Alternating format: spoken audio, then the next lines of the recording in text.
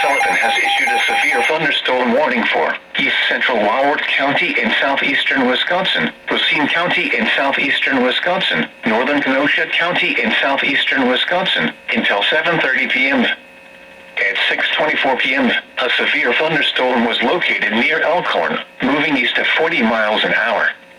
Hazard, 60 miles an hour wind gusts and penny-size hail. Source, radar indicated. Impact, expects damage to roofs, siding, and trees. Locations impacted include Kenosha, Racine, Mount Pleasant, Pleasant Prairie, Elkhorn, Delavan, Lake Geneva, Sturtevant, Union Grove, Paddock Lake, Williams Bay, Rochester, Wheatland, Yorkville, Windpoint, Browns Lake, Como, Eagle Lake, Bonners Lake, and Caledonia. For your protection, move to an interior room on the lowest floor of a building.